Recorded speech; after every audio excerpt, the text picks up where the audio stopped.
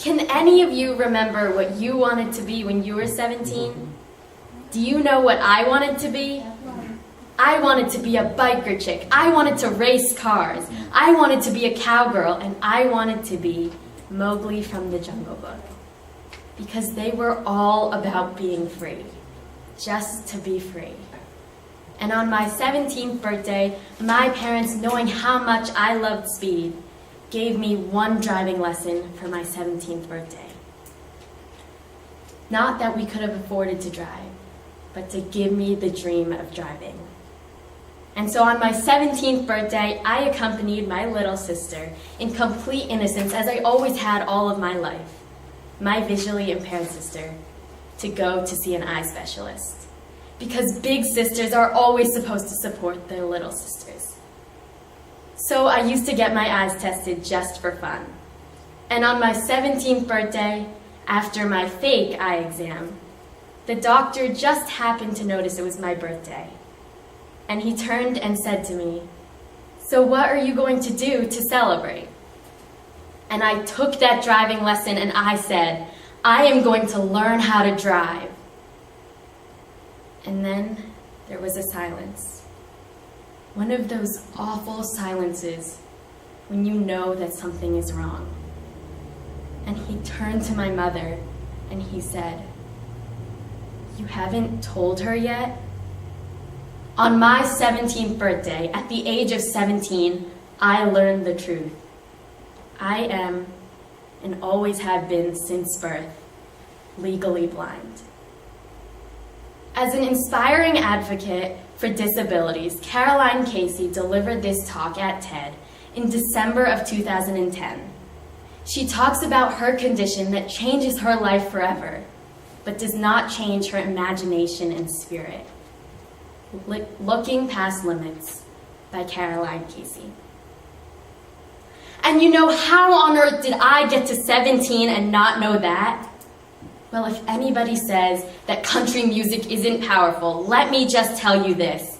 I got there because of my father's passion for Johnny Cash and a song, A Boy Named Sue. I am the eldest of three. I was born in 1971. And shortly after my birth, my parents found out I had a condition called ocular albinism. So let me just tell you the great part about all of this. See this hand? Beyond this hand is a world of Vaseline. Every man in this room is George Clooney. And every woman, you are so beautiful. And when I want to look beautiful, I step 3 feet away from the mirror so I don't have to see all these lines etched into my face from all the squinting I've done all of my life because of all the dark lights.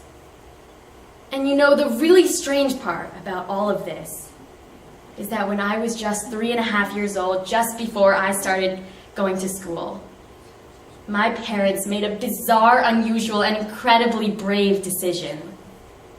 No special needs schools, no labels, and no limitations. Just my ability and my potential. And they decided to tell me that I could see. They decided to tell me that I could believe. So just like Johnny Cash's song, A Boy Given a Girl's Name, I would learn from my experiences how to be tough and how to survive when they were no longer there to protect me. And so when I heard that doctor tell me all those things, a big fat no, I was devastated. I walked out of his office. "I will drive. I know I can drive. I will drive. You're mad. I will drive." And with that same dogged determination my father had bred into me since I was just a young child, he taught me how to sail, knowing I could never see the shore and I couldn't see the sails, and I could never see where I was going and I couldn't see the destination. But he told me to believe, to feel the wind in my face, and that wind in my face made me believe that that doctor was mad and that I would be able to drive. For the next 11 years, I swore nobody would ever find out that I couldn't see. So I ran through life as only a Casey can do, and I became an archaeologist. And then I slipped on things. And then I managed a restaurant, and I broke things.